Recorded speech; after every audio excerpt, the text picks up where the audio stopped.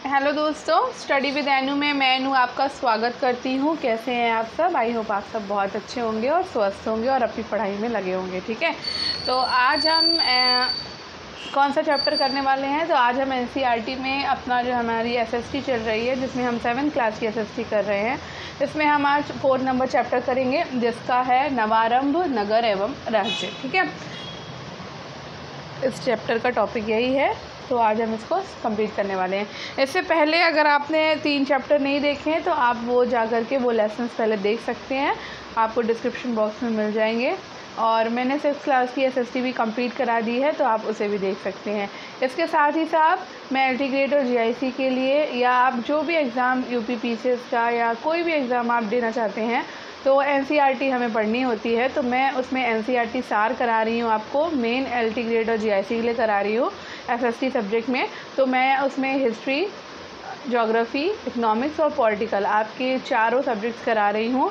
और alternate days पे subjects आपके आते हैं। एक दिन आपका पॉलिटी और इकोनॉमिक्स आता है और एक दिन आपका हिस्ट्री और ज्योग्राफी का वीडियो आता है। ठीक है, और टाइमिंग भी मैं आपको बता दूं, सुबह 8 बजे आपका एक वीडियो आता है, जिसमें आप एक दिन पॉलिटी पढ़ते हैं और एक दिन आप हिस्ट्री पढ़ते हैं। और फिर दोपहर को 1 बजे आपका ये एनसीईआरटी का वीडियो आता है, इसका 7th क्लास वाला। ठीक है, उसके बाद शाम को 6 बजे आप एक दिन इकोनॉमिक्स पढ़ते हैं और एक दिन आप पढ़ते हैं ज्योग्राफी। तो इस तरह से आपके डेली 3 वीडियो आते हैं। आप चाहो तो आराम से अपनी तैयारी को कर सकते हो। अभी समय है, दिसंबर तक एग्ज़ाम है, तो मैं आराम से करा रही हूँ आपको। बुक्स हमारी जैसे जैसे फिनिश होती जाएगी, मैं नई बुक्स आपको कराती जाऊँगी, पीवाईक्यू करवाऊँगी, मॉडल टेस्ट पेपर करवाऊँगी, टेस्ट सीरीज़ लगवाऊँगी। जो मेरे पास मटेरियल मुझे प्रोवाइड हो पाएगा, मुझसे जितना बन सकेगा वो उतना मैं करूँगी, क्योंकि मैं भी आपके साथ ही पढ़ रही हूँ। ठीक है, तो चलिए आज हम 4 नंबर चैप्टर कंप्लीट कर लेते हैं फटाफट से। और 6th क्लास जैसे कि मैंने बताया मैं कंप्लीट करा चुकी हूँ, तो आप वो भी प्लेलिस्ट से जा कर के आप डिस्क्रिप्शन बॉक्स में देख सकते हैं। ठीक है, चलिए शुरू करते हैं। स्टार्ट करने से पहले अगर आप मेरे चैनल यानी कि स्टडी विद एनू में नए हैं, तो स्टडी विद एनू को सब्सक्राइब कर लीजिए, बेल आइकन को प्रेस कर लीजिए, ताकि मेरे द्वारा जितना भी कंटेंट प्रोवाइड कराया जा रहा है वो सारा का सारा ईजिली आपको मिल सके। ठीक है, चलिए शुरू करते हैं। नवारंभ, नगर एवं राज्य। तो कौटिल्य के अर्थशास्त्र में ये एक पैराग्राफ है, तो उसको पढ़ लेते हैं पहले। राज्य की रक्षा के लिए राजधानी तथा सीमांत नगरों की दुर्गबंदी आवश्यक है।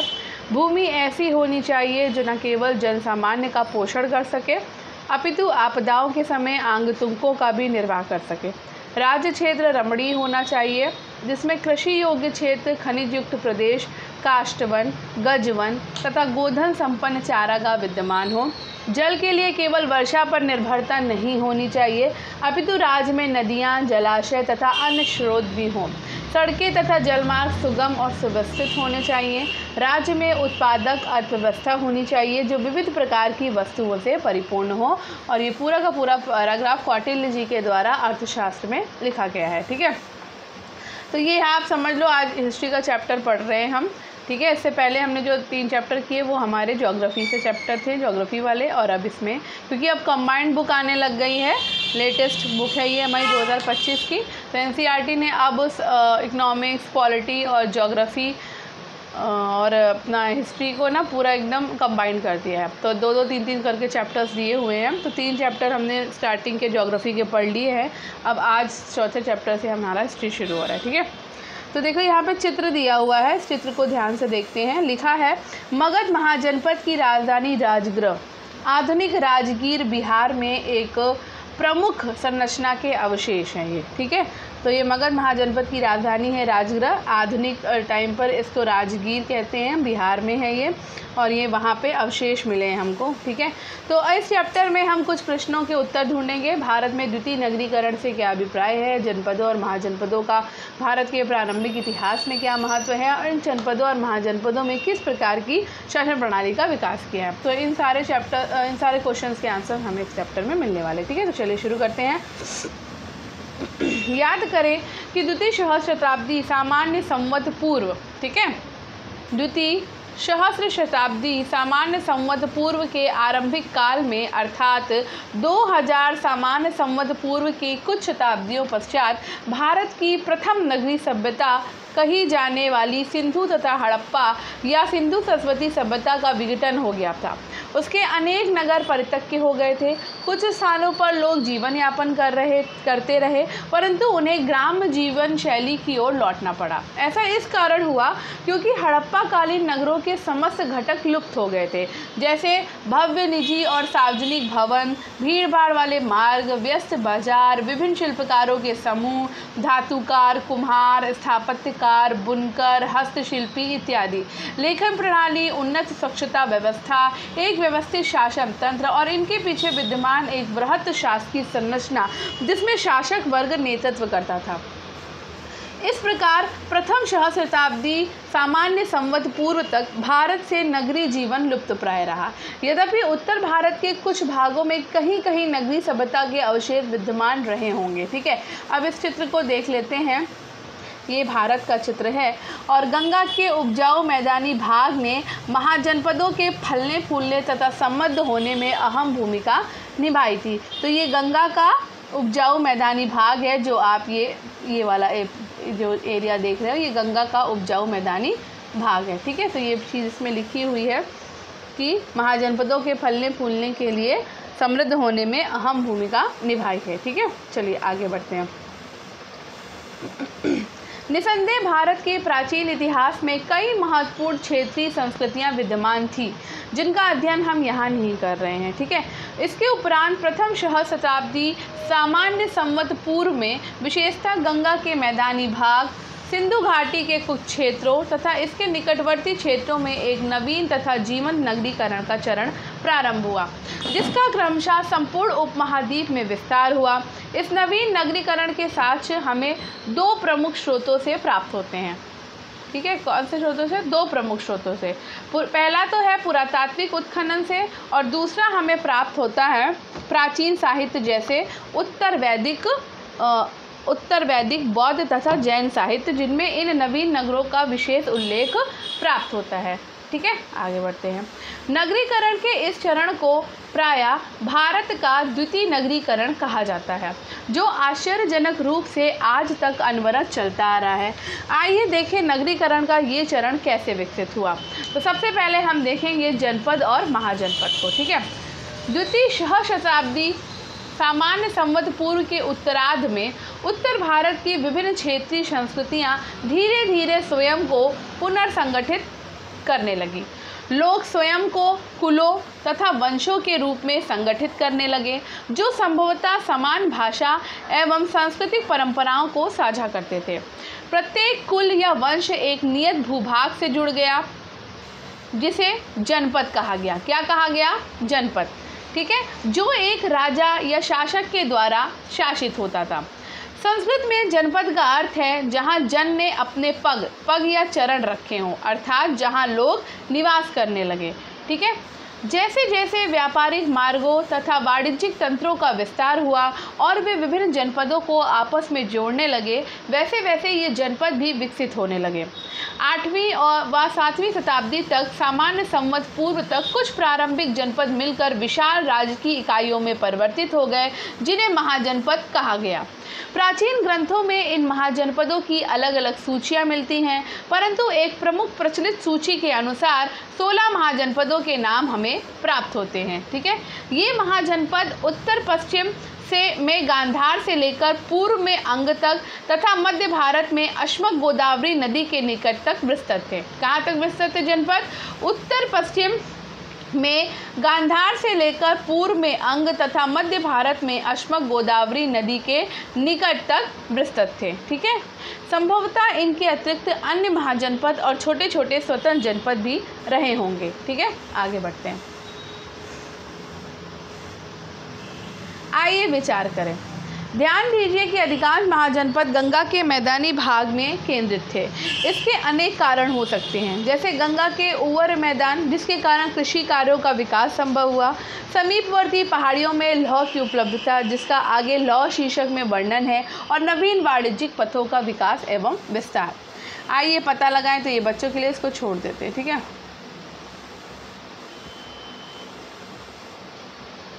मानचित्र 4 अच्छा यहाँ पे एक शब्द दिया हुआ है परीखा खाई। तो परीखा खाई का अर्थ होता है किले या किलेबंद शहर के चारों ओर एक गहरा तथा चौड़ा गड्ढा जिसमें पानी भरा होता था। ठीक है, उसको परीखा खाई कहते थे। मानचित्र में महाजनपदों की राजधानी को दर्शाया गया है। ठीक है, तो हम आगे देखेंगे इसको। इनमें से अधिकांश नगर विशाल तथा सुदृढ़ प्राचीरों किलों से युक्त थे, जिनके बाहर सुरक्षा हेतु एक गहरी परीखा खाई बनाई जाती थी। ठीक है, प्रायः दुर्ग की प्राचीरों के प्रवेश द्वार जानबूझकर सकरे बनाए जाते थे, जिनमें नगर में प्रवेश और निकास करने वाले जनों एवं वस्तुओं का प्रहरियों द्वारा नियंत्रण किया जा सके। विचारणीय तथ्य ये है कि प्राचीन राजधानियां आज भी नगरों के रूप में विद्यमान हैं और ये आधुनिक नगर वस्तुतः 2500 वर्ष प्राचीन है। कितने वर्ष प्राचीन है? 2500 वर्ष। ठीक है, प्रारंभिक लोकतांत्रिक परंपराएं। प्रत्येक जनपद में एक सभा या परिषद होती थी जिसे सभा या समिति कहा जाता था। ठीक है, इस परिषद में कुल से संबंधित विषयों पर विचार विमर्श होता था। स्मरण कीजिए, भारत की सांस्कृतिक जड़ें नामक अध्याय में बताया गया कि ये शब्द सभा एवं समिति सर्वप्रथम वेदों में मिलते हैं। ठीक है, ये हम पढ़ चुके हैं, जो भारत के प्राचीनतम ग्रंथ हैं। संभावना है कि इन सभाओं के अधिकांश सदस्य कुल के वरिष्ठ जन होते थे। राजा से ये अपेक्षा नहीं की जाती थी कि वह स्वेच्छाचारी शासन करे। एक सदाचारी राजा वो माना जाता था जो मंत्रियों, प्रशासकों तथा सभा समिति से परामर्श लेकर निर्णय ले। कुछ ग्रंथों के अनुसार, यहाँ पे देखो इसमें राजधानियाँ दी हुई हैं, तो अभी हम इसको देखेंगे बाद में। ठीक है, पहले पढ़ लेते हैं आगे के।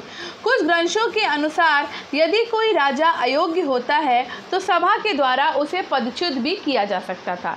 यद्यपि ऐसे उल्लेख महत्वपूर्ण है, परंतु इसका अर्थ ये नहीं कि यह कोई विधि सम्मत परंपरा थी, क्योंकि हमारे पास उस कालखंड के पूर्ण साक्ष्य उपलब्ध नहीं है।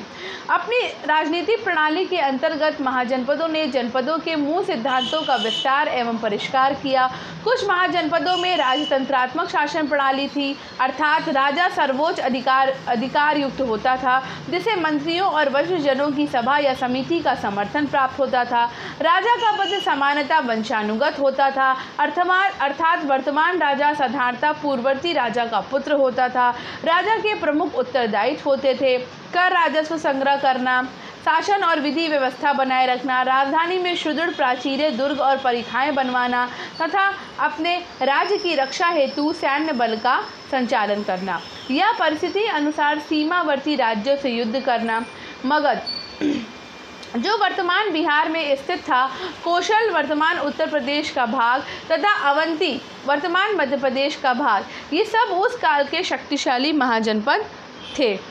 ठीक है, हालांकि दो महाजनपदों वज्जी एवं उसके समीपवर्ती राज्य मल्ल की शासन पद्धति भिन्न थी। इन महाजनपदों में सभा और समिति को अधिक शक्तियां प्राप्त थी तथा यहाँ सभी महत्वपूर्ण विषयों पर विचार विमर्श और आवश्यकता अनुसार मतदान द्वारा निर्णय लिए जाते थे। ठीक है, आश्चर्य की बात ये थी कि इन महाजनपदों में राजा का चयन भी सभा और समिति के द्वारा किया जाता था। इसका तात्पर्य ये है कि ये महाजनपद राजतंत्र नहीं बल्कि गढ़ और संघ के रूप में कार्य करते थे। कौन से? वज्जी और मल्ल। ठीक है, इनकी शासन प्रणाली को गणतांत्रिक प्रणाली कहा जा सकता है, क्योंकि इनमें सभा के सदस्य ही राजा का चयन करते थे तथा उसके प्रमुख निर्णयों का निर्धारण करते थे। वास्तव में विद्वानों ने इस महाजनपदों वज्जी और मल्ल को प्रायः प्रारंभिक गणराज्य कहा है, क्योंकि ये विश्व की सर्वप्रथम गणतांत्रिक प्रणालियों में से एक थे। ठीक है, आगे बढ़ते हैं। ये देखिए एक चित्र दिया हुआ है, तो ये है वत्स महाजनपद। ये है वत्स महाजनपद की राजधानी कौशाम्बी में एक भवन समूह के अवशेष मिले हैं। ये देखो इस तरीके कितना सुंदर लग रहा है। देखिए भवन समूह के अवशेष मिले हैं ये। ठीक है, कहाँ? वत्स महाजनपद की राजधानी कौशाम्बी में। ठीक है, आगे बढ़ते हैं। कुछ अन्य नवीन प्रयोग। जनपदों तथा महाजनपदों का युग गंभीर परिवर्तनों का काल था, जो वर्तमान समय तक भारतीय सभ्यता को प्रभावित करता रहा। कक्षा 6 के जनपदों तथा महाजनपदों का युग गंभीर परिवर्तनों का काल था, जो वर्तमान समय तक भारतीय सभ्यता को प्रभावित करता रहा। कक्षा 6 के भारत की सांस्कृतिक जड़ें नामक अध्याय में हमने देखा कि इस काल में उत्तर वैदिक बौद्ध उत्तर वैदिक, बौद्ध, जैन इत्यादि अनेक नवीन विचारधाराओं का उदय हुआ तथा उनसे संबंधित अनेक ग्रंथों की रचना भी हुई। इन विचारों को विद्वानों, भिक्षुओं और भिक्षुणियों के द्वारा संपूर्ण भारतवर्ष में यात्रा करते हुए अथवा तीर्थ यात्राओं के माध्यम से जन जन तक पहुंचाया गया। इस समय भारतीय कला का भी नवीनीकरण हुआ, जो आगे चलकर साम्राज्य काल में पुष्पित और पल्लवित हुआ। नगरीकरण तकनीकी के बिना संभव नहीं है। हमने पूर्व में देखा कि हड़प्पा सभ्यता के लोग ताम्र और कांस्य की धातु कला में दक्ष थे। ठीक है, अब इस द्वितीय नगरीकरण की प्रक्रिया में लौह धातु कर्मों की तकनीक का प्रयोग एक महत्वपूर्ण परिवर्तन था। भारत के अनेक क्षेत्रों में द्वितीय शताब्दी सामान्य संवत पूर्व के प्रारंभ में ही लौह निष्करण एवं उसके आकार देने की विधियां विकसित हो चुकी थी, परंतु दैनिक जीवन में लोहे का उपयोग कुछ शताब्दियों बाद व्यापक हुआ। द्वितीय शताब्दी सामान्य संवत पूर्व के अंत तक लोहे के उपकरण कृषि में प्रयुक्त होने लगे, जिससे कृषि का विस्तार हुआ। साथ ही लोहे के बने हथियार जैसे कि तलवार, भाले, तीर, ढाल इत्यादि कांस्य की तुलना में अधिक हल्के, तीव्र और प्रभावशाली सिद्ध हुए। इस काल में युद्धों के भी कुछ प्रमाण मिलते हैं, जो संभवतः विभिन्न महाजनपदों के मध्य हुए होंगे, यद्यपि उनकी बारंबारता या भीषणता स्पष्ट नहीं है। इन युद्धों और कभी कभी होने वाले गठबंधनों के कारण नए राज्य और साम्राज्य अस्तित्व में आए, जिनकी चर्चा हम आगे करेंगे। भारत में प्रथम बार सिक्कों का प्रयोग एक अन्य नवाचार था। व्यापार के विस्तार ने मुद्रा यानी सिक्का की आवश्यकता को जन्म दिया। शीघ्र ही ये सिक्के भारत के विभिन्न भागों, यहाँ तक कि विदेशों में भी विनिमय हेतु प्रयुक्त होने लगे। भारत के प्रारंभिक सिक्के चांदी के बने होते थे, ठीक है, जो एक नरम धातु था। इसमें प्रतीकों या चिन्हों को आहत कर अंकित किया जाता था, अतः इन्हें आहत सिक्के भी कहा जाता है। कालांतर में तांबा, सोना और अन्य धातुओं के भी सिक्के बनने लगे। सामान्यतः प्रत्येक महाजनपद अपनी स्वतंत्र मुद्रा जारी करता था, परंतु व्यापार में समीपवर्ती राज्यों की मुद्राएं भी प्रचलित थी तथा परस्पर विनिमय में प्रयुक्त होती थी। ठीक है, आगे बढ़ते हैं। यहाँ पे तालिका दिए कुछ होते हैं। अब बात करते हैं वर्ण जाति व्यवस्था की। हमने पहले देखा कि कैसे सभ्यता के उदय के साथ साथ मानव समाज और अधिक जटिल होता गया। जब कभी भी ऐसा होता है, समाज स्वयं को विभिन्न समूहों में संगठित कर लेता है, जैसे वर्ग, व्यवसाय या अन्य किसी आधार पर। ठीक है, उदाहरण के लिए शासन, प्रशासन, धर्म, शिक्षा, व्यापार, नगर नियोजन, कृषि, शिल्प, कला इत्यादि से संबंधित अनेक प्रकार के कार्य के लिए अलग अलग समूह हो सकते थे। ठीक है, आगे बढ़ते हैं। अब यहाँ पर एक चित्र दिया हुआ है, उसको देखते हैं। ये देखिए, यहाँ पे चित्र दिया है।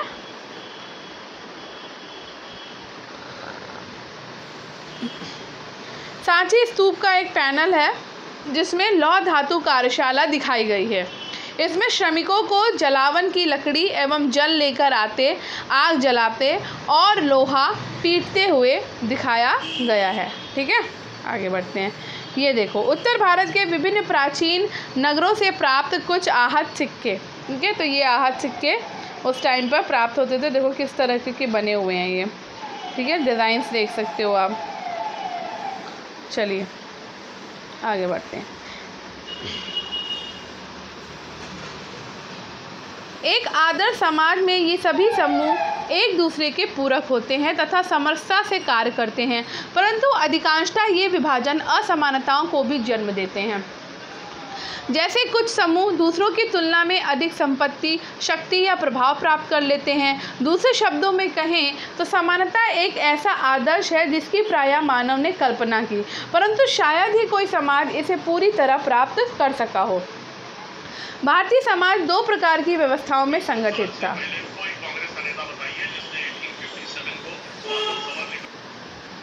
परंतु अधिकांश ये विभाजन असमानताओं को भी जन्म देते हैं। जैसे कुछ समूह दूसरों की तुलना में अधिक संपत्ति, शक्ति या प्रभाव प्राप्त कर लेते हैं। दूसरे शब्दों में कहें तो समानता एक ऐसा आदर्श है जिसकी प्रायः मानव ने कल्पना की, परंतु शायद ही कोई समाज इसे पूरी तरह प्राप्त कर सका हो। भारतीय समाज दो प्रकार की व्यवस्थाओं में संगठित था। पहला वर्ग था जाति, जाति एक ऐसा समुदाय या समूह था जिसके सदस्य किसी विशेष पेशे या जीविका से जुड़े होते थे, जैसे कृषि, धातु कर्म, वाणिज्य या किसी हस्तकला में दक्षता। ये कौशल पीढ़ी दर पीढ़ी हस्तांतरित होता था। प्रायः एक जाति के भीतर और भी उपजातियां होती थी जिनके अपने रीति रिवाज जैसे विवाह के नियम, धार्मिक अनुष्ठान या भोजन की परंपराएं अलग अलग होती थी। ठीक है। दूसरी श्रेणी थी वर्ण, जो वैदिक ग्रंथों से उद्भूत एक अवधारणा थी। वर्ण 4 प्रकार के माने गए। ब्राह्मण, जो ज्ञान को सुरक्षित रखने, उसका प्रचार प्रसार करने और यज्ञ आदि धार्मिक कृत्य करने में लगे रहते थे। क्षत्रिय, जिनका कार्य समाज और देश की रक्षा करना और आवश्यकता पड़ने पर युद्ध करना था। वैश्य, जिनका कार्य समाज की समृद्धि बढ़ाना था, जैसे व्यापार, व्यवसाय या कृषि। और शूद्र, जो शिल्पकला, निर्माण, सेवा तथा अन्य कार्यों में संलग्न रहते थे। ठीक है। आपने अंग्रेजी शब्द कास्ट सुना होगा। आपने अंग्रेजी शब्द क्या सुना होगा? कास्ट सुना होगा। ठीक है। ये शब्द पुर्तगाली भाषा के शब्द कास्टा से आया है। 16वीं शताब्दी में जब पुर्तगाली यात्री भारत आए तो उन्होंने भारत की सामाजिक संरचना को समझने के लिए इस शब्द का प्रयोग किया। कुछ विद्वान कास्ट का प्रयोग वर्ण के संदर्भ में भी करते हैं, जबकि अधिकांश इसे जातियों के लिए उपयुक्त मानते हैं। कुछ दूसरे विद्वान कास्ट शब्द का प्रयोग संपूर्ण वर्ण जाति व्यवस्था को इंगित करने के लिए करते हैं। ठीक है। आगे बढ़ते हैं। ग्रंथों और अभिलेखों से मिले ऐतिहासिक प्रमाणों से ये ज्ञात होता है कि प्रारंभिक काल में व्यक्ति और समुदाय अपनी परिस्थितियों के अनुसार अपने व्यवसाय को बदल लेते थे। उदाहरण के लिए, लंबे समय तक पड़े अकाल या प्राकृतिक आपदा के कारण किसी कृषक समुदाय को अपने क्षेत्र से नगर की ओर पलायन करना पड़ता था और उन्हें अन्य व्यवसाय अपनाने पड़ते थे। कुछ ब्राह्मण व्यापार या यहाँ तक कि सैनिक कार्यों में भी प्रवृत्त हो जाते थे। ये जटिल प्रणाली भारतीय समाज की रचना में सहायक रही, जो समाज की गतिविधियों, विशेषता आर्थिक गतिविधियों को संगठित करने में उपयोगी रही और इसने समाज को कुछ हद तक स्थिरता प्रदान की। किंतु समय के साथ ये प्रणाली कठोर होती चली गई, जिससे निम्न जातियों या उन समुदायों के प्रति असमानता और भेदभाव बढ़ा जो वर्ण जाति व्यवस्था से बाहर माने गए। इस प्रक्रिया का अध्ययन आगे की कक्षा में हम करेंगे। वर्ण जाति व्यवस्था ने भारतीय समाज पर गहरा प्रभाव डाला। पीढ़ियों से अनेक विद्वानों ने इसके असंख्य पहलुओं का अध्ययन किया है। ये आम सहमति है कि प्राचीन काल में ये व्यवस्था अपेक्षाकृत भिन्न थी, विशेष रूप से अधिक लचीली थी, लेकिन समय के साथ विशेषता ब्रिटिश शासनकाल में ये अत्यधिक कठोर हो गई। ये भी ध्यान रखना चाहिए कि वर्ण जाति व्यवस्था भारतीय समाज में कार्यरत एक प्रमुख व्यवस्था रही है, परंतु यह एकमात्र सामाजिक व्यवस्था नहीं रही है। अन्य अनेक व्यवस्थाएं भी अस्तित्व में थी, जिनका अध्ययन हम आगे के अध्यायों में विशेषकर हमारी संस्कृति, धरोहर और ज्ञान परंपरा में करेंगे। आइए विचार करें। समाज में असमानताएं अनेक रूपों में पाई जाती हैं। क्या आपने कभी कोई ऐसी घटना देखी है और अनुभव करी है? तो ये बच्चों के लिए इसको छोड़ देते हैं। ठीक है। भारत में अन्य भागों में विकास। प्रथम शताब्दी सामान्य संवत पूर्व में व्यापार, तीर्थ यात्रा तथा सैन्य अभियान आदि के उद्देश्य में महत्वपूर्ण संचार मार्ग विकसित हुए। इनमें 2 मार्ग उत्तरापथ और दक्षिणापथ विशेष रूप से प्रसिद्ध रहे, जिनका उल्लेख साहित्य में भी मिलता है। ठीक है। प्रथम मार्ग उत्तर पश्चिम क्षेत्रों से गंगा के मैदानों और वहां से पूर्वोत्तर भारत को जोड़ता था, और दूसरा मार्ग कौशाम्बी प्रयागराज के समीप, जो उस समय महाजनपदों में से एक की राजधानी थी, वहां से प्रारंभ होकर विंध्य पर्वत श्रृंखला को पार करते हुए दक्षिण भारत की ओर जाता था।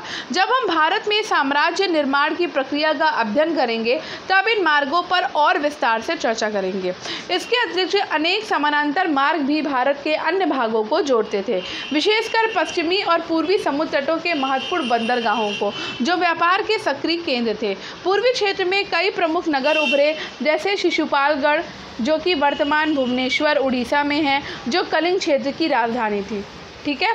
ये नगर एक सुनियोजित वर्गाकार आधार रचना पर बना था। इसमें सुदृढ़ दुर्ग और चौड़ी सड़कें थीं। भारतीय उपमहाद्वीप के दक्षिणी क्षेत्रों में नगर निर्माण की प्रक्रिया 400 सामान्य संवत पूर्व के आसपास हुई। यद्यपि नवीनतम पुरातात्विक उत्खननों में यह संकेत मिलते हैं कि आगे बढ़ने से पहले इस चित्र को देख लेते हैं। ये चित्र है शिशुपालगढ़, आधुनिक भुवनेश्वर उड़ीसा का एक उपनगर है। ये 1948 में प्रथम बार उत्खनित। ठीक है। नगर में प्रवेश करने वाले द्वारों में से एक जो दुर्ग की प्राचीरों के मध्य स्थित है। द्वार के बाहर जल से भरी हुई परिखा यानी खाई देखी जा सकती है। आप देख सकते हो ये वाली ये है ना परिखा।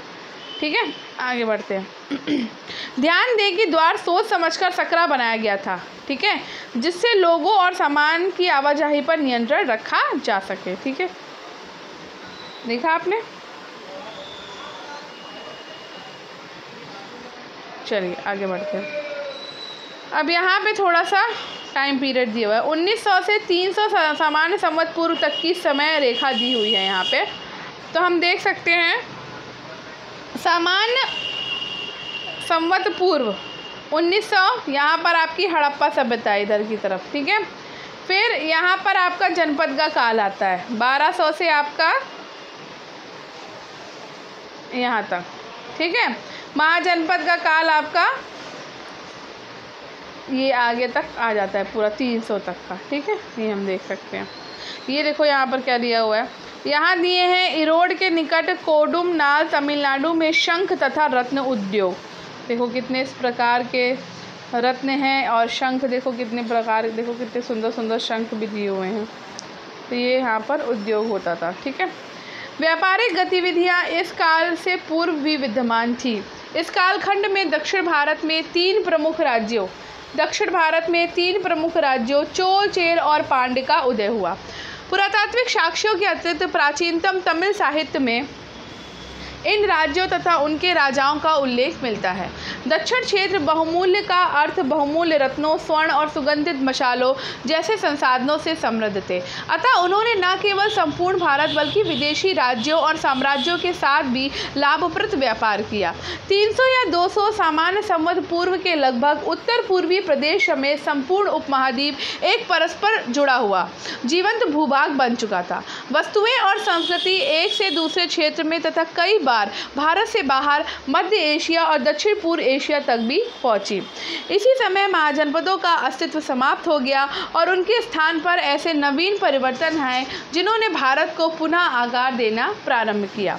अब आगे बढ़ने से पहले हम कुछ रिवीजन कर लेते हैं। दूसरी शताब्दी सामान्य संवत पूर्व के अंत में उत्तर और मध्य भारत के कुछ भागों में जनपदों का उदय हुआ। ये छोटे राज्य थे जिनका शासक एक राजा होता था जो वरिष्ठ जनों की परिषद से परामर्श लेकर निर्णय करता था। ठीक है, प्रथम शताब्दी सामान्य संवत पूर्व में 16 महाजनपदों प्रथम संगठित राज्य के रूप में स्थापित हुए। इसी कालखंड में भारत में द्वितीय नगरीकरण प्रारंभ हुआ जो गंगा क्षेत्र से दक्षिण भारत तक सभी दिशाओं में विस्तृत हो गया। लगभग 300 सामान्य संवत पूर्व तक महाजनपदों का अस्तित्व समाप्त हो गया। ठीक है, इसी अवधि में उत्तर दक्षिण पूर्व पश्चिम तथा संपूर्ण उपमहाद्वीप को जोड़ने वाला एक विशाल सड़क मार्ग बना और इन मार्गों के माध्यम से लोगों, वस्तुओं, विचारों एवं शिक्षाओं का आदान प्रदान हुआ।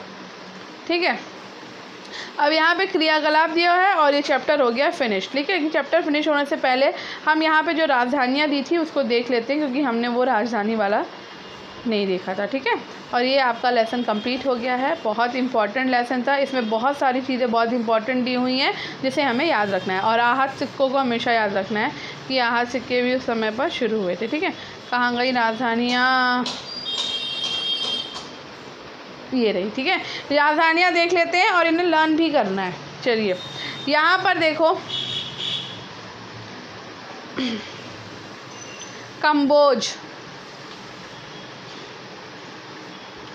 कंबोज है, यहाँ पे गांधार है, यहाँ पे पुष्प कलावती है और यहाँ पे तक्षशिला है। ठीक है,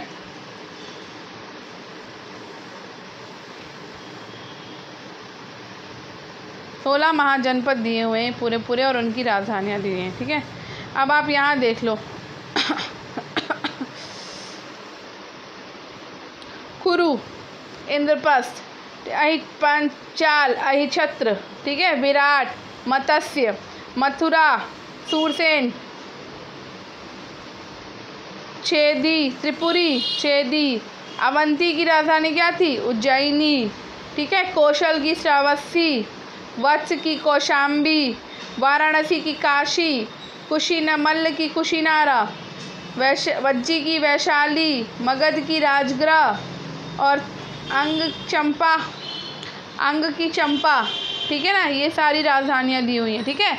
कुरु की इंद्रप्रस्थ, विराट मत्स्य विराट, अवंती उज्जैनी, मथुरा सूरसेन, अहिछत्र पांचाल, त्रिपुरी चेदी, वत्स कौशाम्बी, श्रावस्ती कौशल, वाराणसी काशी, कुशीनारा मल्ल, वज्जी वैशाली, राजगृह मगध और चंपा की अंग, ठीक है। आगे और देखो नीचे दी हुई है अश्मक, यहाँ पर दिया हुआ है, ठीक है। तो ये सारी थी जिनको हमें याद रखना है। तो आई होप आपको आज का ये वीडियो पसंद आया होगा और आपको चैप्टर समझ आया होगा। तो आज से हमारा हिस्ट्री शुरू हो गया यहाँ पे, नवारंभ, नगर और राज्य। अब हम मिलते हैं कल अपने 5 नंबर चैप्टर पे। तो कैसा लगा आपको ये वीडियो? अगर पसंद आया हो तो वीडियो को लाइक ज़रूर कर दिएगा, शेयर कर दिया करिए और स्टडी विद अनु को सब्सक्राइब कर लीजिए, स्टडी विद अनु को शेयर कर दीजिए और फीडबैक ज़रूर दिया करिए, ताकि आप मुझसे और कौन सा मटेरियल चाहते हैं या मैं अपने चीज़ों में अगर सुधार करना चाहूँ तो उसका भी आप फीडबैक मुझे दे सकते हो। तो स्टडी विद अनु के साथ कनेक्टेड रहिए, सब्सक्राइब कर लीजिए, बेल आइकन को प्रेस कर लीजिए, शेयर ज़रूर करिए, फीडबैक ज़रूर दीजिए, कमेंट ज़रूर किया करिए। और आपको कौन सा मटेरियल मुझसे चाहिए वो आप मुझे कमेंट बॉक्स में बता सकते हैं। तो अगर मुझसे हो सका तो मैं वो प्रोवाइड कराने की कोशिश ज़रूर करूँगी। थैंक यू और मिलते हैं कल अपनी नेक्स्ट क्लास में। तब तक के लिए पढ़ते रहिए। राधे कृष्णा।